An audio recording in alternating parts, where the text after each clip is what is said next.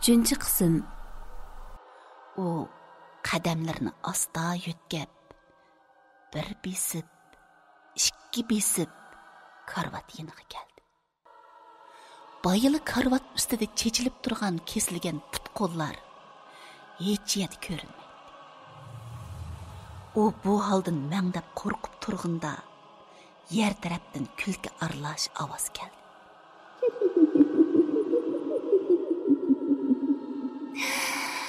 Ana. Ana. Ana. Men bu yerda. Ana. Gülmira darrov yerga qaradi. Karvat yenidagi kichik chelakda bayılı ekranda ko'ringan qonliq, yalang'och bovoq liqqida kaplashib o'ltiradi. U qo'rqib kayniga dajidi. Biroq nemagidir taqishib turib qoldi. Andin kayniga burilib, yengili tug'ilgan, hozirli qon ichidan suzib ilingan bir bovoqni bir putidan tutib, sangiltib ko'tirgunicha o'ziga qarab turgan doktor ayolni ko'rdi. Beshi yerga sangilab turgan bovoq bo'g'ilib yig'lagan holda qo'llarini uningga tanglab, pulanglab turadi. Gülmira alqonlari bilan qulqini itib, ko'zini yumgancha qattiq chiyqirdi. Uyg'oning. Ko'zingizni iching-a. Gülmira? Chiliq-chiliq targa cho'milgan Gülmira ming taslikda ko'zini ichib, o'zini silkishlayotgan Tal'atni ko'rdi. U nafsi yetishmay hasraydi. Bo'g'ilib yig'laydi. Butun dunyo varang-churung bilan to'lgandek bilinib, beshi chinqilib og'rib ketyapti. Qo'rqinchi texchi besilmagan Gülmira yig'lab titirgunicha erining mo'rsiga beshini qo'ydi.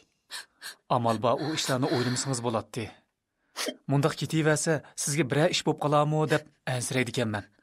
Bo'lmasa doktorxonaga boraylik. Bir mazgil davolanib, yotoqda yetib kutiling. Doktorxona degan gapni anglab, Gülmiraning ko'z oldida yiliq mudhish operatsiya uyi. Qo'llari qoniga bo'yalgan doktor va chelak ichida o'ltirgan qonliq bovoq. Karvat ustida chechilib turgan kesilgan put qo'llar.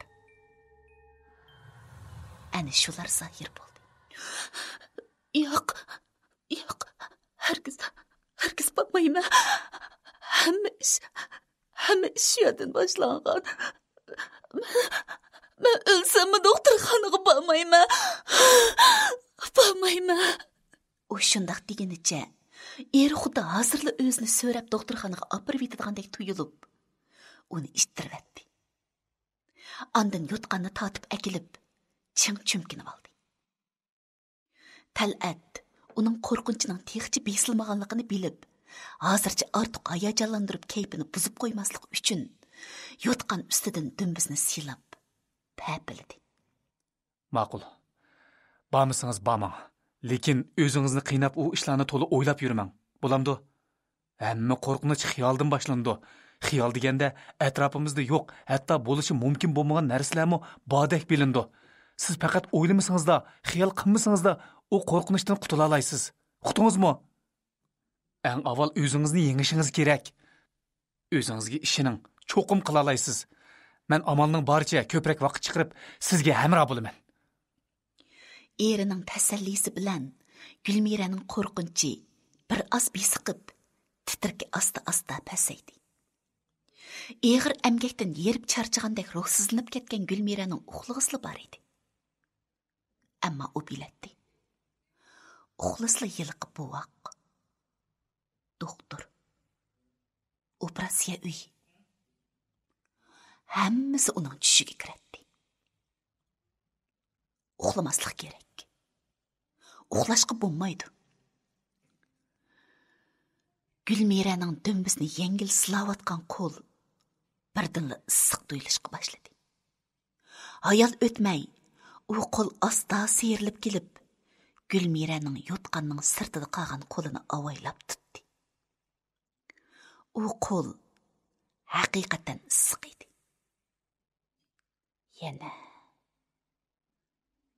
yana shilimshiq bir xil suyuqliq. Gülmira lappida ko'zini ochdi. Tal'atning o'rnida oq xalatliq doktor ayol o'ltirgan bo'lib, uning qon yuqi qo'li Gülmiraning qo'lini ching siqib turadi. Yerda Gülmiraga bir qadamli yaqinda yeliqi qonliq bovoq uningga qarab turgan edi. Bovoq o'mchib shig'lig'inicha uningga texmi yaqin keldi. Ana, bek to'lib ketdi. Yana qarab esibdi-da. Qo'rqmang. Men yeningizda. Gülmira Tal'atni boyi o'ltirgan o'rnida ko'rdi. Doktor, bovoq deganlar yana g'oyib bo'lgan edi. Gülmira hozirg'inicha Tal'atga qaradi.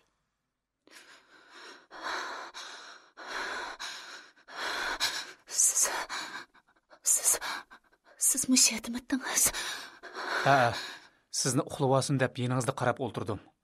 Qandaqroq tursiz? Tushingizda yana bovoqni ko'rdingizmi? U to'nglab ketdim deb shig'lab menga yaqin keldi. Qo'ynimga kirib olmoqchi bo'ldi. Men bek qo'rqib ketdim. Talat. Qo'rqmang. Men yeningizda. Uning ko'z yoshlari yana taramlab to'kildi. Bundaq tasallilar uningga vaqtliq taskin beralisimi? Masalani tubdan hal qilolmaydi. Texmi yomon bo'lg'ini Gülmiraning ko'ziga uyqu ilinsila tushida ko'rdig'ini yilqi qonliq bovoq. Qo'llari qon shuqi doktor. Qarang'i operatsiya uy. Qo'rqinchli chelak.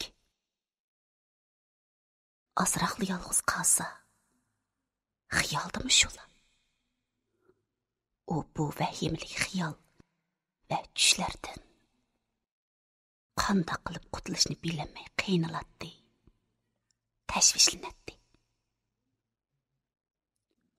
Yerim kecha uxlab qilishdan ansirab, o'zini sagak tutishga tirishib, yostiqqa yo'linib o'ltirgan Gülmira yenida tatliq pushuldab uxlayotgan erining o'zgilang chachlarini barmoqlari bilan tardi.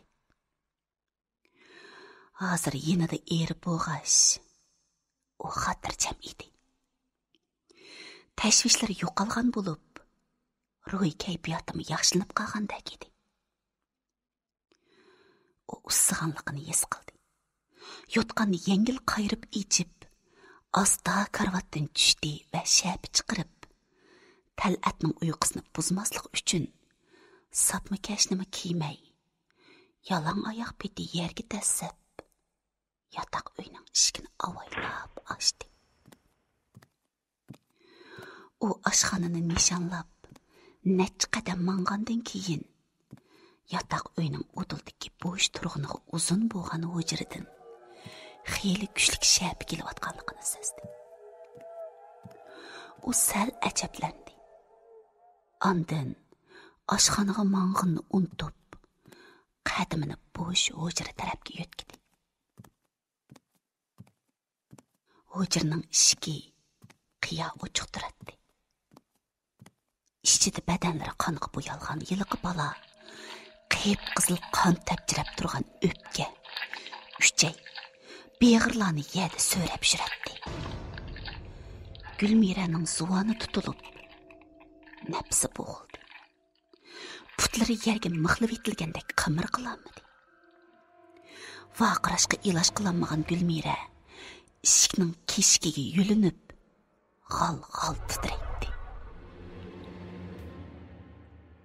Uchay beg'irlarni so'rab o'ynab yurgan bola Gülmirani ko'rib, taytanglab mengib, uning oldiga keldi.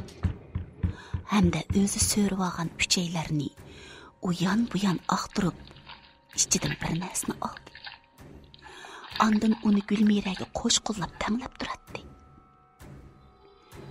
Balaning bir jup qo'li orasida turg'ini lekildab so'qib turgan yurak edi. Bala Gülmiraning jini chiqib ketgidek qo'rqayotgandan parvoyi palak holda uningga mo'ldirlab qarab, qo'lidagi yurakni uningga texmi yaqin akeldi. Ana, bu sizni Yo'q! Gülmira vaqirg'incha butun kuchini sig'ib joyidan qo'zg'aldi va yotoq uyiga qarab yugurdi. Yotoq uyiga kirib, eshikni ichidan chim taqidi hamda yugurab degidek kelib, karvatga chiqib, beshini chumkab yotgan Tal'atning yotqanini qayradi. Biroq yotqan ichida Tal'at emas, balki yiliqi doktor ayol boyiqi bolni quchoqlagancha uxlab yotadi.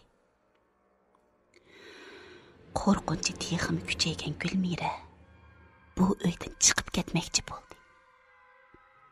U boyili o'z taqgan eshikni ochib, mehmonxona uyiga chiqdi. Biroq boyi yotoq uyiga kirib ketganda yeniqliq qolgan chiroq endi o'chib turadi. U chiroqni yondirmoqchi bo'lib, tamni xeyli sepabmi, uzjatni topolmadi. Jiddiylashgan siri qo'rqqan siri putquli kalvalishayotdi. Endi u yotoq uyni, oshxonani va yondagi boshqa hujurlarni ilg'i qilolmadi. O'zini bu yerga asaldan kep baxmagandek his qilgan Gülmira qayoqqa mengishni bilolmay, atrofni silashtirib, qorong'ulik ichida buning zoti qayer ekanligini bilishga tirishayotdi. To'satdan nadandir shipirlagan oyoq tevishi anglanib, orqadan güppidi qilib bir narsa ish qilgandek qildi. Ondan yaqinli yerda bovoq bola qiyiqrab shig'ladi. Gülmira keyniga yong'och güppildab so'qiyotgan shurkini chin qamalladi. Shu asnoda qaysidir bir eshik g'ichirlab ichilib, bir narsaning shipirlab so'ralgan ovozi o'ziga yaqinlab keldi. Necha daqiqa ichida shipirlagan ovoz uning yeniga kelib, jimib qoldi. U nima ish bo'layotganligini anqirishga urinib, butun diqqatini shig'ib, ovoz to'xtagan yerga sinchilab qaradi. Lekin uy ichida zemiston qorong'uligi hukm surgan bo'lib, hech nimani ko'rgili bo'lmaydi.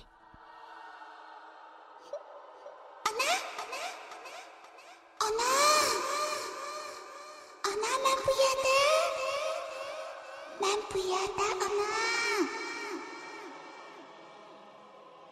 Keyni tarafdan kichik bolaning ovozi anglandi. Gülmira keyniga burilganda, yiliqi qonliq buvoq qo'lida ojiz pilildab yeniyotgan sham chiroqni ko'targuncha uningga qarab turadi.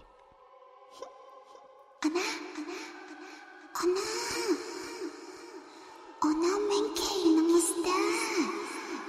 Ana. Gülmira esni yo'qotgandek cho'chigan holda yana keyniga burildi.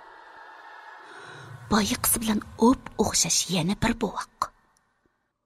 Uning bir qo'lda qon tomchib so'qib turgan tirik yurak, yana bir qo'lda yerda so'rilib turgan uchay beg'irning uchi. Gülmira qo'rqinch dashtidan shig'lavatdi, ham shamchiroq g'uva yo'rilib turgan bo'shliqni ko'zlab yugurdi. U yugurib ketayotganda boyiqi shipirlagan ovoz uning keynidan iz besib qo'g'lab keldi. Gülmira yugurgan bo'shliq qop-qora tomga taqishib tugdi.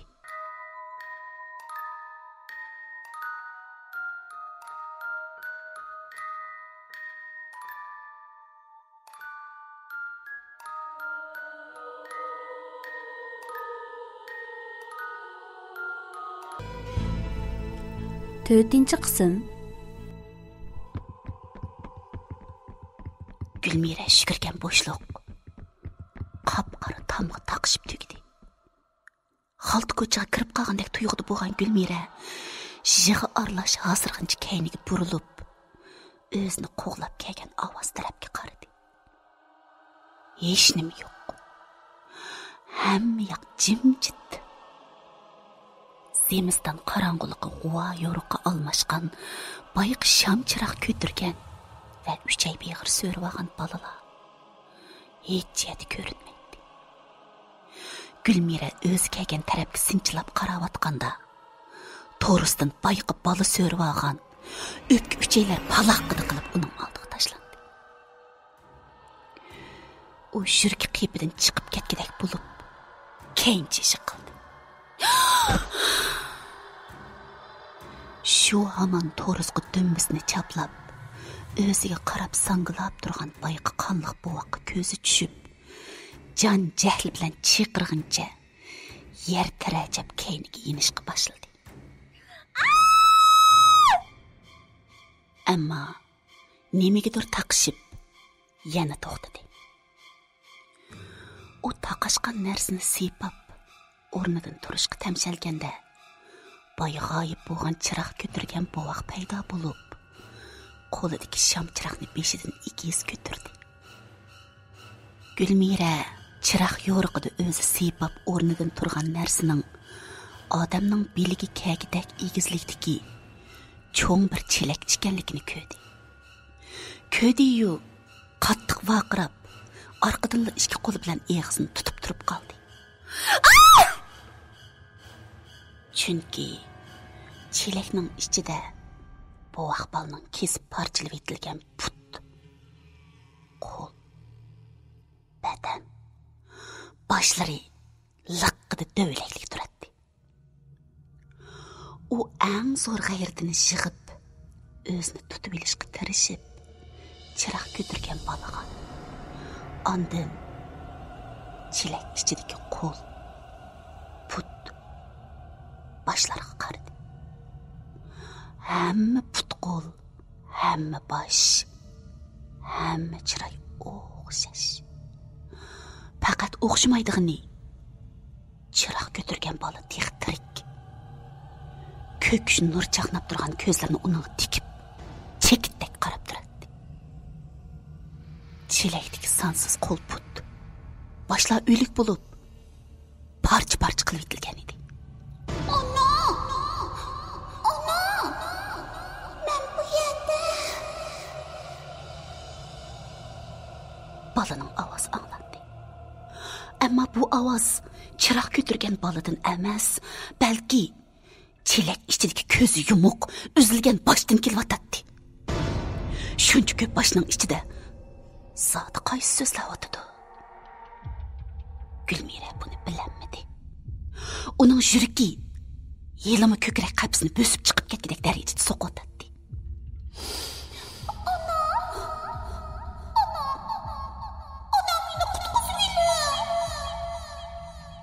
Chelak ichidan yana ovoz keldi.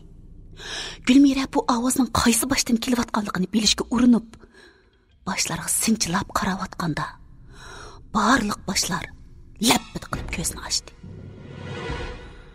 Ondan qo'llar, putlar bir-birlab midirlab, boshlar biroqli zuvonga kirdi.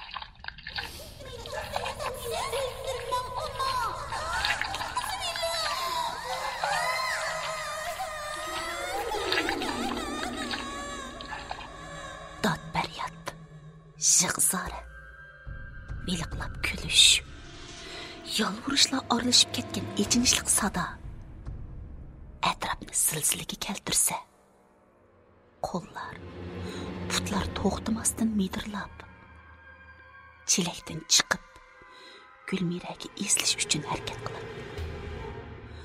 Qo'rqib asosini yo'qotgan Gülmira chiroq ko'tirgan bolaga qaradi. Ammo boyqi bolaning o'rnida oxilatliq doktor ayol butun abdidan sur yog'dirib uningga qarab turadi. Gülmira! Gülmiraning quloq tuvida talatning ovozi yangrashi bilan tang chiroq yinib, Gülmira turg'anga kunduzdek yo'rib ketdi. Buning bilan boyiqi g'uva yo'riqliq ichida Gülmiraning jinini elishga taz qolgan dahshatli voqealar. Cho'ng chelak ichidagi uzilgan bosh, put-qo'llar, aholatliq doktor ayol, chiroq ko'tirgan va 3 oy beg'ir so'rib olgan bola deganlar hammasi biroqla g'oyib bo'ldi. Talat Gülmiraning yeniga kelib, uning qo'lini tutdi. Bu yerga kiryapsiz-ku. Uyg'onib qarsam yenimda yo'qtirsiz, izdimga yerim qolmadi. Ajab ansiratdingiz odamni. Gülmira o'zi turgan. Teg'i bayilib bir muncha ishlar bo'lib o'tgan uyning ichiga tafsiliy ko'z yugurtib, bu yerning ayni yillari ishlatilgan o'tin ko'mirxona ekanligini, ko'ziga chelak bo'lib ko'ringinining qachonlardadir to'y to'kinlarda ishlatilgan, ammo tashlanib qolgan uzun bo'lgan, to'pi besib ketgan cho'ng bir tosh qozon ekanligini payqadi. Uning ko'ngli sal izig'i tushdi. Lekin u yanala bayiqi ishlarning o'ngi yoki xiyoli ekanligini bilamay, dilg'ulliqda qolgan edi. Gülmira to'limi bo'sh, zaif ovozda so'zlashga boshladi. Talat, yiliq bola, bir bola emaskan. Boya u 2 bo'ldi. Keyin o'lib ketgan chiqlar paydo bo'ldi. Ularning put-qo'llarini chanab, poch qilib.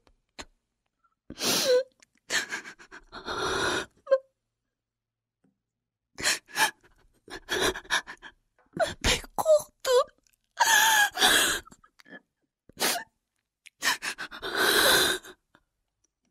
Talat ayolining yuzlarini alqanlar arsiga oldi. Yani xiyolingiz kanda. Siz uyda yolg'iz qolsangiz bo'lmag'idek. Gapimni anglang. Atat deganda ishga berishdan burun sizni cho'ng uyga olib qo'yay. Bir mezgil shu yerda turayli. Apam singlim sizga amra bo'lib, holingizdan xabar olsin.